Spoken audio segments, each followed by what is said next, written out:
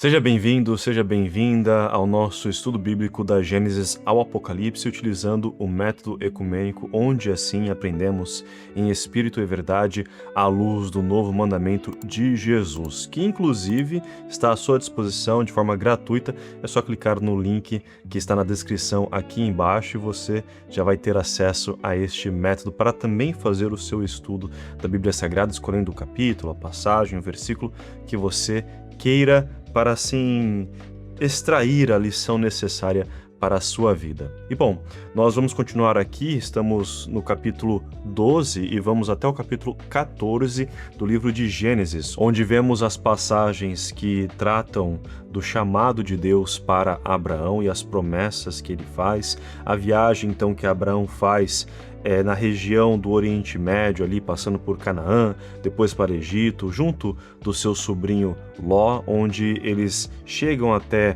Sodoma e Gomorra, e ali Ló presencia uma guerra que inclusive é chamada de Guerra de 4 Reis contra 5. Ló é levado a cativeiro e então Abrão salva ele e depois é abençoado por Melquisedeque, rei de Salém. E o nome não lhe é estranho, por quê? Porque é a região que é anterior à formação de Jerusalém. Então, antes de ser Jerusalém, era conhecida como região de Salém. E aqui, até mesmo a Bíblia nos traz esse contexto histórico, colocando que o grupo que vivia ali era um grupo pré-israelita e que adorava, até por incrível que pareça, e pode ser uma surpresa para você, o mesmo Deus, com nomes diferentes, mas ainda assim era o mesmo Deus. A gente vai ver isso daqui a pouco neste nosso estudo. Então, vamos aqui às nossas perguntas dentro do método, para assim podermos extrair a lição que podemos extrair desses capítulos para transformar assim a nossa vida em Deus e termos essa comunhão com Ele. E é até interessante porque uma coisa que eu observo muito aqui nesses capítulos é exatamente isso, é a comunhão com Deus. E bom, a mensagem principal é o chamado de Abrão e sua aliança com Deus. E aqui também nós encontramos o aspecto universal da comunicação com Deus. Lembra que acabamos de dizer sobre Melquisedeque? Exatamente isso. E aqui na segunda pergunta, o que eu vejo é que nos é apresentado que o propósito de vida, da nossa vida, está em Deus. Por quê? Porque só depois que Abrão recebe o chamado de Deus é que assim ele sai da casa de seus pais em Harã. Era já uma pessoa velha, digamos assim, vivendo na casa de seus pais, então Deus faz o chamado para, vamos lá, sai, segue, vai para o mundo. E lá ele encontra os desafios que nós vamos falar daqui a pouco. E essa iniciação que Deus faz com o seu chamado é o que desperta aquela motivação para nós cumprirmos com algo, para seguirmos com esse propósito da nossa vida. Ele nos chama a dar o primeiro passo, mas nós temos que dar o primeiro passo. E foi o que Abrão fez, ele deu o primeiro passo. Não só recebeu o chamado e assim esqueceu, porque nós também podemos fazer isso. Não é também do nosso direito, como criaturas criadas à imagem e semelhança de Deus, de negar assim a sua oferta? Não foi o que vemos ali no começo de Gênesis, a queda? Adão e Eva negaram a ordem de Deus e por isso tiveram a queda. Então vemos que isso é possível, mas aqui no caso Abrão decidiu seguir com o chamado de Deus, decidiu seguir com a vontade dele.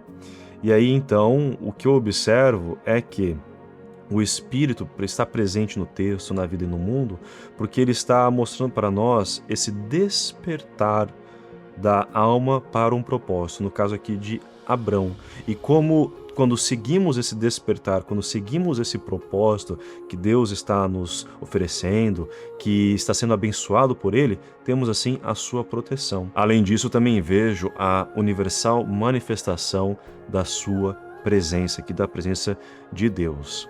Por quê? Porque como vimos, temos ali Abrão seguindo com o chamado de Deus, e a primeira coisa que ele encontra na região de Canaã é fome. Ali estava passando por grandes dificuldades.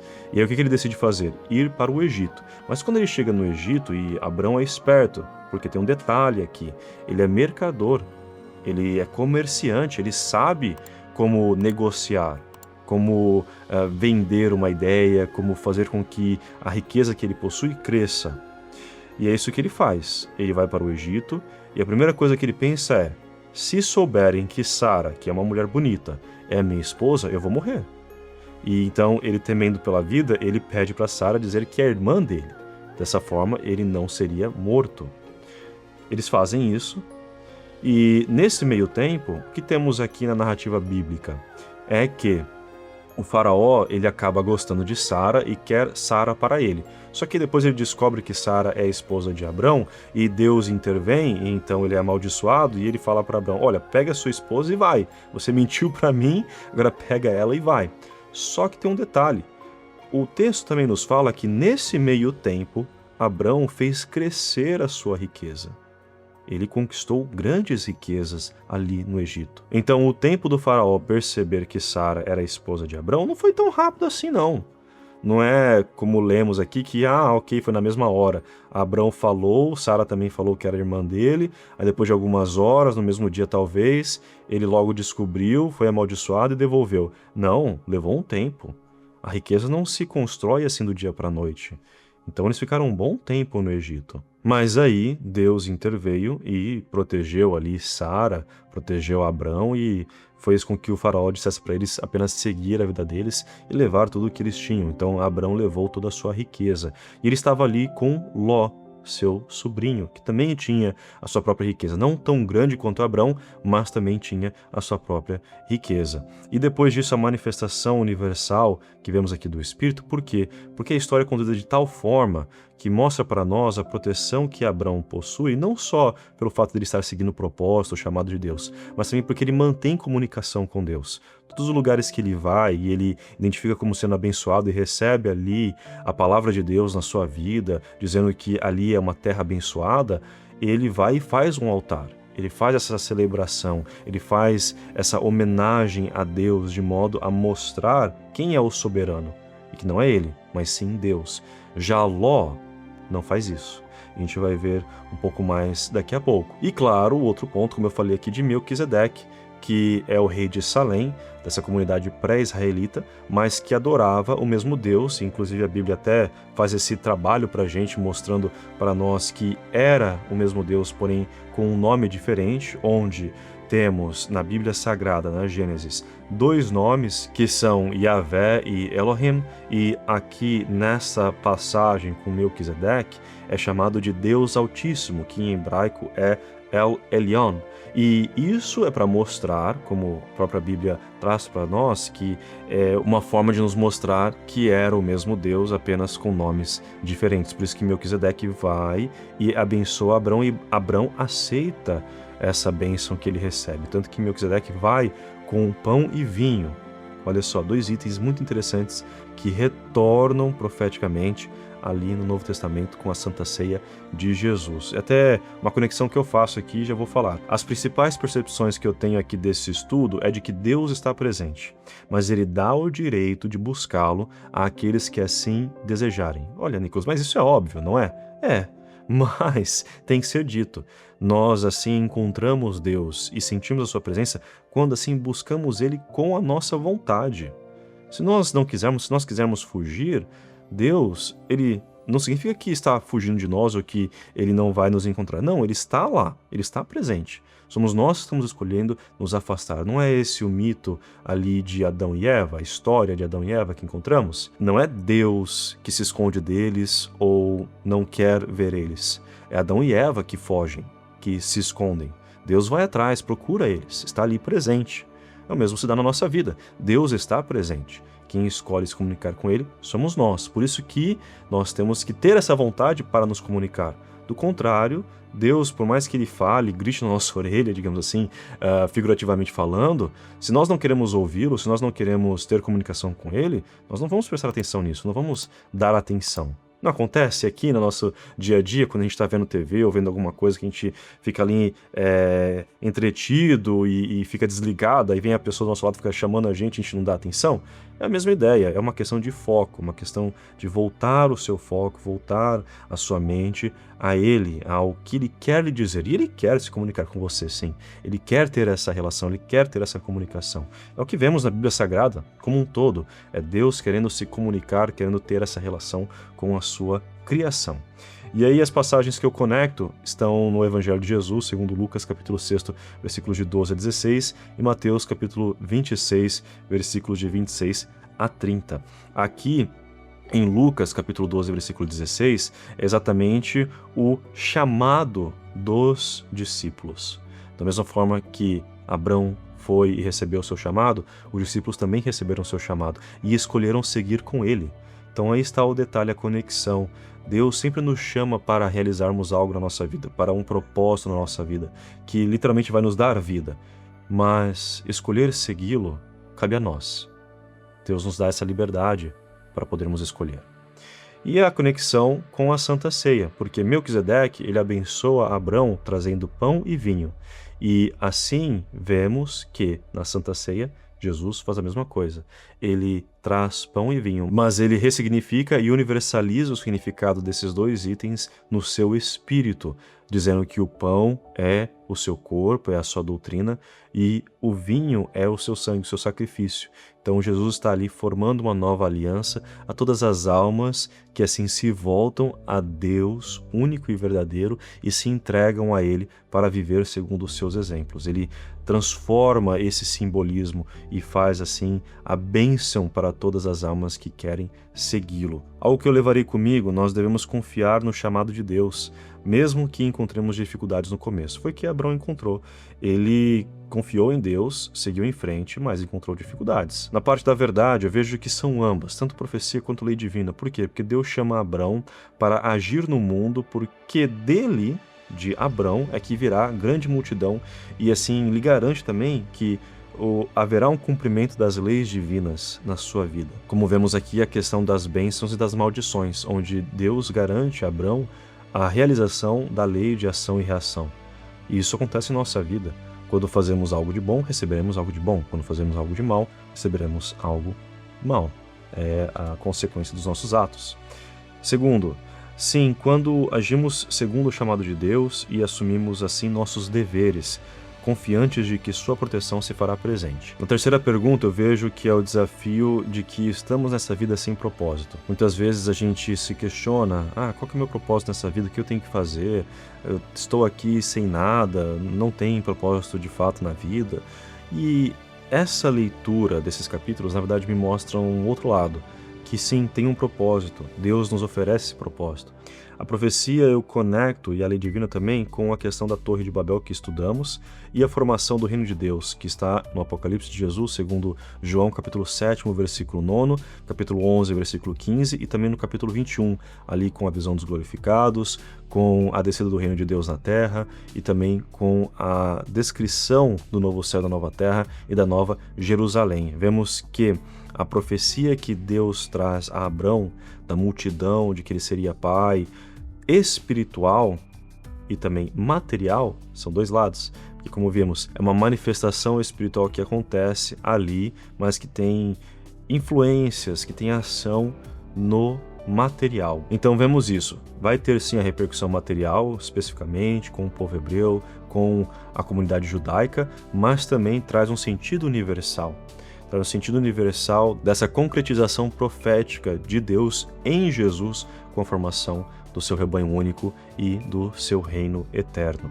E algo que me trouxe paz é que se atendermos ao chamado de Deus e nos mantivermos nele, como Abrão fez, seremos protegidos. Se nós não nos mantivermos nele, vamos acabar estando mais vulneráveis a problemas, desafios, dificuldades aí incansáveis, inumeráveis, como aconteceu com Ló, que acabou ficando em várias situações aí bem precárias, bem complicantes.